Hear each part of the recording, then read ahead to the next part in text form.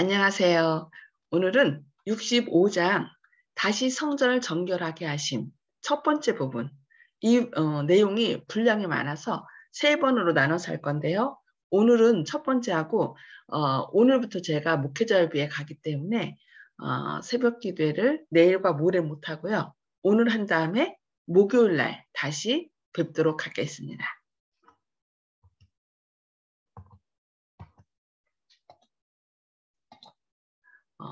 당신의 봉사 초기에 그리스도께서는 거룩하지 못한 상거래로 성전을 더럽히는 자들 쫓아내셨는데 그분의 엄격하고 신성한 자태는 교활한 장사꾼들의 마음을 공포에 사로잡히게 하였었다. 그분의 사명 말기에 그분은 또다시 성전을 찾아오셨는데 여전히 뜨질 않아요. 말씀이 안 떠요. 이제 떴네. 이제 떴. 아, 그래요? 예, 천천히 하도록 하겠습니다. 예. 이게 데이터가 즉시 안 뜨나 보네요. 데이터가 약한가 봐요. 네트워크가. 다시 읽겠습니다. 당신의 초기 봉사에 그리스도께서는 거룩하지 못한 상거래로 성전을 더럽히는 자들을 쫓아내셨는데 그분의 엄격하고 신성한 자태는 교활한 장사꾼들의 마음을 공포에 사로잡히게 하였었다.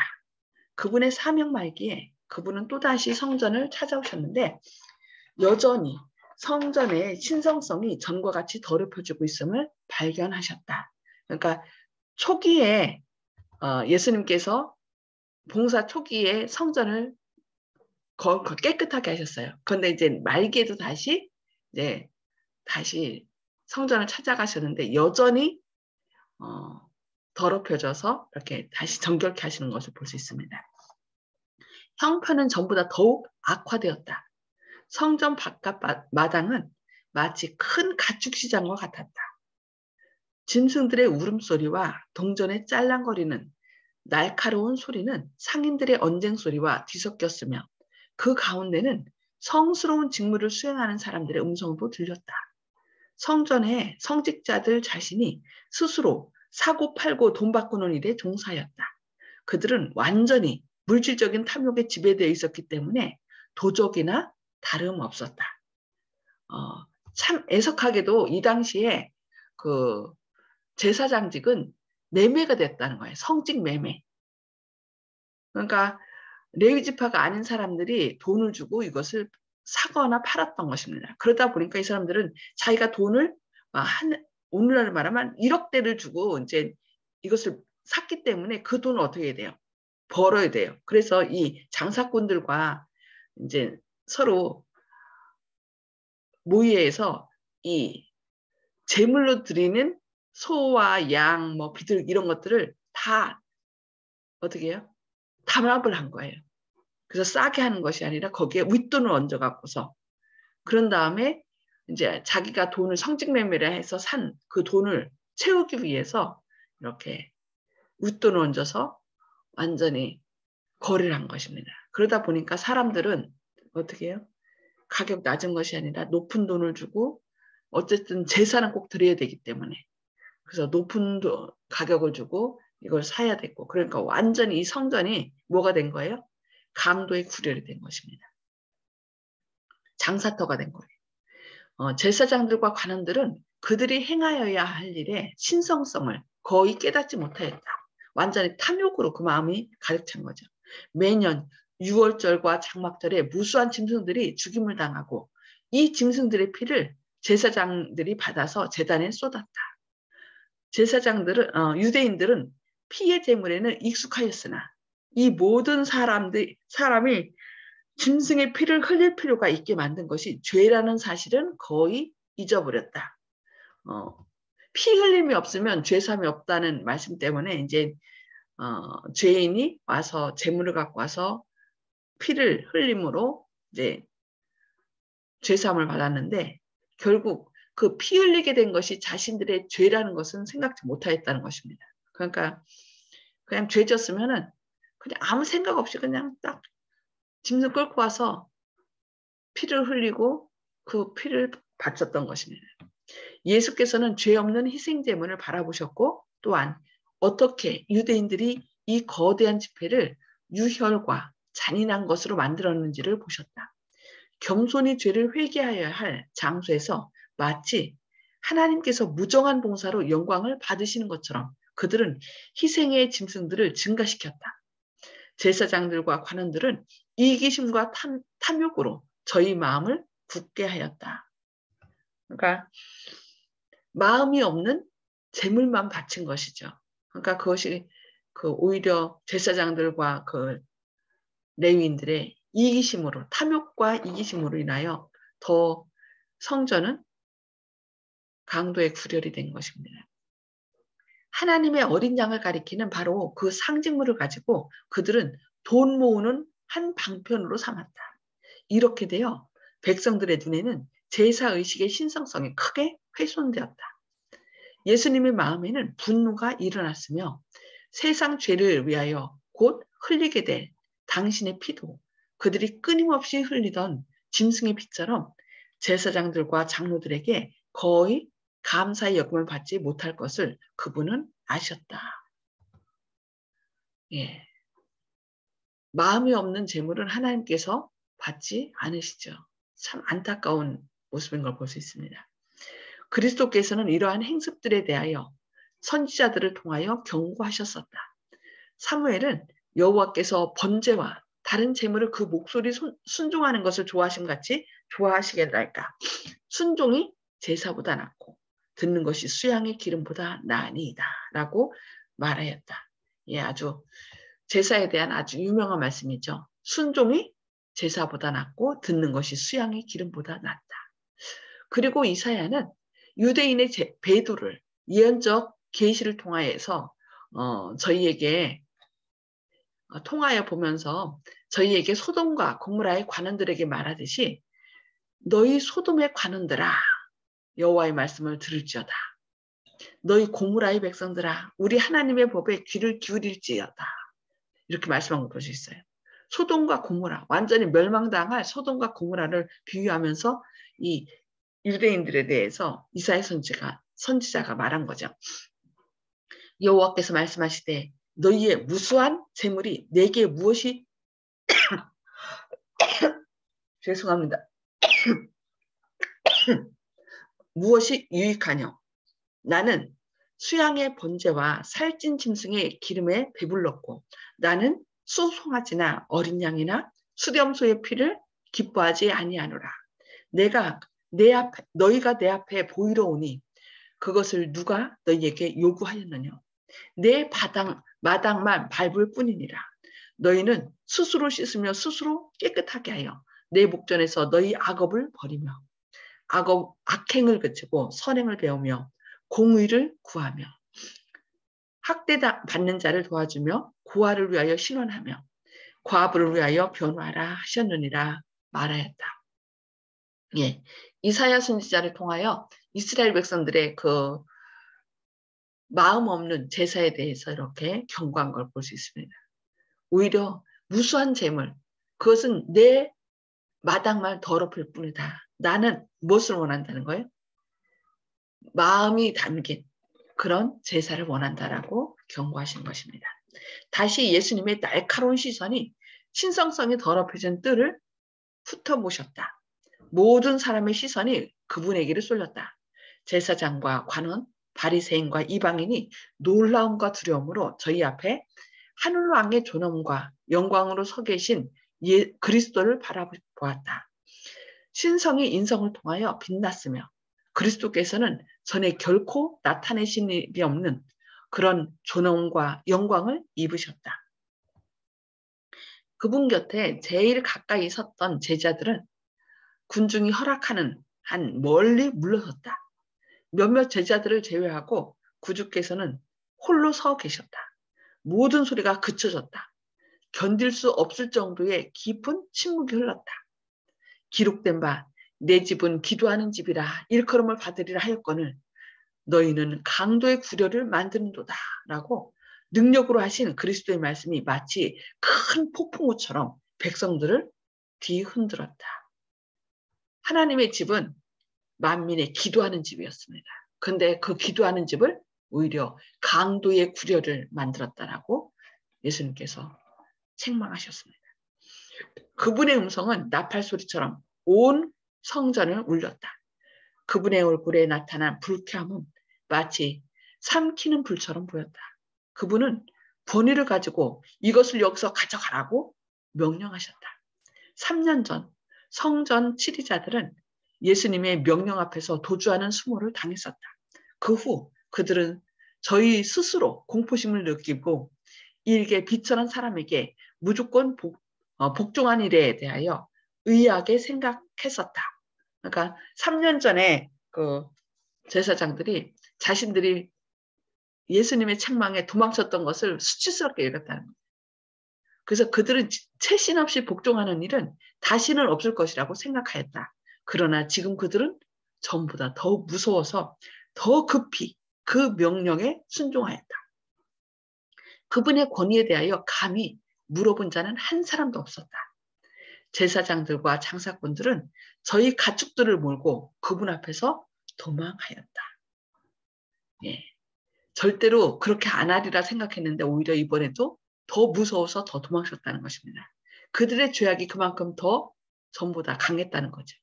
그들은 성전에서 나오는 중에 병자들을 데리고 크신 의원을 찾는 군중을 만났다. 도망하는 사람들의 말 때문에 어떤 이들은 되돌아갔다. 그들은 바라보는 시선으로 당신의 임재로부터 제사장들과 관원들을 쫓아내신 그토록 큰 능력을 가지신 분을 만나기를 두려워하였다. 그러나 큰 무리가 허둥지둥하는 군중을 해치고 저희의 유일한 소망인 그분에게 나아가려고 열심히 전진하였다. 군중들이 성전에서 도망했을 때에도 많은 사람들은 뒤에 머물러 있었다. 이 사람들은 이제 새로 오는 자들과 연합하였다. 성전 마당은 다시 병자와 죽어가는 사람들로 가득 찼고 한 번 더 예수께서는 그들에게 봉사하셨다. 예. 범죄한 제사장들은 도망쳤지만 오히려 연약하고 고침을 받기를 원하는 병자들은 다 예수님께 나온 걸 볼 수 있습니다. 얼마 후에 제사장들과 관원들은 위험을 무릅쓰고 성전으로 돌아왔다. 공포심이 사라졌을 때 그들은 그 다음 예수께서 어떤 행동을 취하실지를 지레 짐작하고 근심에 사로잡혔다. 그들은 예수께서 다윗의 보좌를 취하리라고 얘기하였다. 조용히 성전으로 돌아왔을 때 그들은 남녀와 아이들이 하나님을 찬송하는 음성을 들었다. 예, 제사장들은 도망쳤지만 어린아이들과 병자들은 예수님께 나와서 고침을 받고 하나님을 찬양하였습니다. 들어가자마자 그들은 놀라운 장면을 바라보고 못 박힌 듯 꼼짝 못하고 서 있었다. 그들은 병자가 낫고 소경의 눈이 밝아지고 시각장애인의 눈이 밝아지고 또 청각장애인이 귀가 열리고 또 다리 다쳤던 사람이 기뻐 뛰는 것을 봤다. 어린이들은 그 즐거워하는 무리의 맨 앞에 있었다. 예수께서는 그들의 질병을 고쳐주셨다. 장애인들이 청각장애인, 시각장애인 이런 장애인들이 예수님의 은혜로 나음을 입은 것을 보았던 것입니다. 그분은 그들을 당신의 팔로 끌어안으시고 감사에 넘치는 입맞춤을 받으셨으며 그중 어떤 아이들은 그분이 백성들을 가르치시고 계실 때에 그분의 품에서 잠들고 있었다. 이제 즐거운 음성으로 아이들이 그분을 찬양하였다. 찬송하였다. 그들은 전날에 외치던 호산나를 반복하였으며 구주 앞에서 종려 나뭇가지들을 의기양양하게 흔들었다. 아마 아이들이 호산나 호산나 호산나 높은 곳에서 하면서 하나님을 막 예수님을 찬양한 것을 볼 수 있습니다. 이 기쁘고 거리낌 없는 음성은 성전을 다스리는 자들의 기분을 상하게 했다. 그들은 이런 시위를 중지시키려고 하였다. 그들은 하나님의 집이 어린아이들의 발과 기쁨의 부르짖음으로 모독당하였다고 백성들에게 말하였다. 참 안타깝죠. 그들의 말이 백성들에게 감명을 끼치지 못하는 것을 알자 관원들은 그리스도께 호소하였다. 어린아이들의 찬양. 저희의 하는 말을 듣느뇨. 예수께서 가라사대 그렇다. 어린아이와 젖먹이의 입에서 나오는 찬미를 온전케 하셨나이다 함을 너희가 읽어본 일이 없느냐 하셨다. 이 연에는 그리스도께서 왕으로 선포되어야 할 것을 예고했는데 그 말씀은 성취될 것이었다. 이스라엘의 제사장들과 관원들이 그분의 영광을 선포하기를 거절하였으므로 하나님께서는 그를 증거하는 일을 아이들에게로 옮기셨던 것입니다. 예, 오히려 아이들의 이렇게 순전한 찬양을 기뻐 받으신 것입니다. 바리새인들은 몹시 어리둥절하고 당황하였다. 그들이 위협할 수 없는 분이 명령하고 계셨다. 예수께서 성전의 보호자로서 그분의 지위를 차지하셨다. 그분은 전에 이런 왕의 권위를 주장하신 일이 전혀 없었다. 그분의 말씀과 행하심이 그처럼 큰 권세를 가졌던 일은 전혀 없었다. 그분은 예루살렘에서 놀라운 일들을 행하셨었으나 이와 같이 엄숙하고 감명적인 방법으로 행하신 적은 전혀 없었다. 예, 전에는 전혀 이렇게 자신을 위엄을 가진 왕으로서의 모습을 나타내지 않았는데 이번에는 그렇게 크신 위엄으로 이제 명령하신 걸 볼 수 있습니다. 그 다음날 아침 산헤드린 회의는 다시 예수님에 대하여 어떤 행동을 취할 것인지 관하여 의논하였다. 3년 전에 그들은 그분이 메시아라는 표적을 요구하였었다. 그때 이후로 예수께서는 도처에서 능력 있는 일을 이루셨다. 그분은 병자를 고치시고 이적으로 수천 명을 먹이시고 물 위를 걸으시고 거친 바다를 말씀으로 잔잔하게 하셨다. 예수께서는 열린 책을 읽듯이 사람들의 마음을 여러 번 읽으셨으며 사귀를 쫓아내시고 죽은 자를 살리셨다. 예. 예수님께서는 그분의 삶을 통하여 봉사를 통하여 자신이 하나님의 아들 메시아인 것을 증거하셨던 것을 볼 수 있습니다. 예수께서 가르치시던 성전으로 모여들면서 그들은 네가 무슨 권세로 이런 일을 하느뇨? 또 누가 이 권세를 주었느뇨? 라고 질문하였다. 그들은 예수께서 당신의 권능이 하나님께로서 왔다고 주장하기를 기대하였다. 그런 주장을 그들은 부정하려고 하였다. 무슨 권세로 이런 것을 하느냐? 예, 오히려 하나님께로 왔다 하면은 또 이제 예수님을 올감이 씌우려고 했던 것이죠. 그러나 예수께서 일견 다른 문제에 속하는 듯한 질문으로 그들에게 대응하셨고 이 질문에 그들이 대답하는 조건하에 저희에게 대답하겠다고 하셨다. 그분은 요한의 침례가 어디로서 왔느냐? 하늘로서냐? 사람에게로서냐고 물으셨다.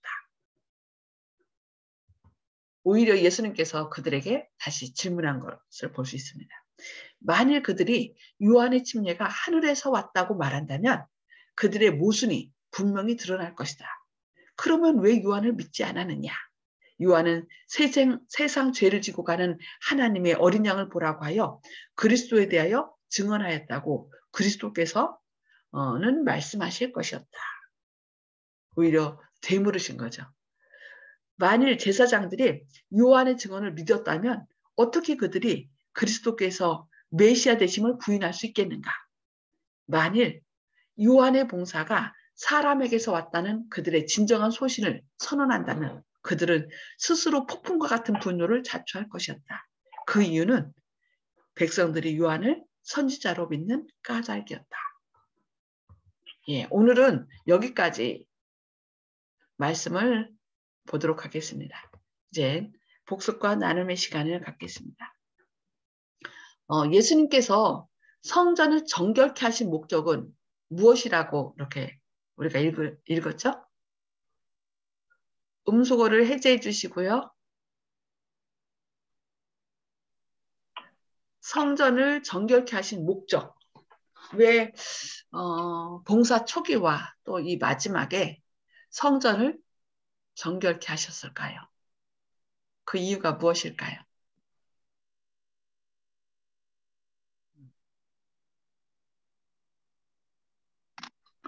성전은 기도하는 집이라고 했습니다. 예. 하나님.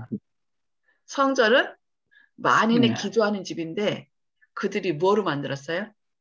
강도의 구례를 만들었다. 예. 강도의 구려를 만들었어요.